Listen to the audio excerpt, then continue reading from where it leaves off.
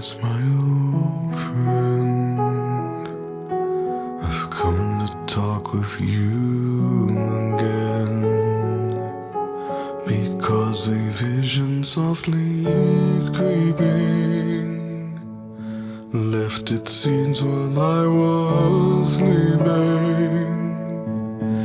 And the vision that was planted in my brain still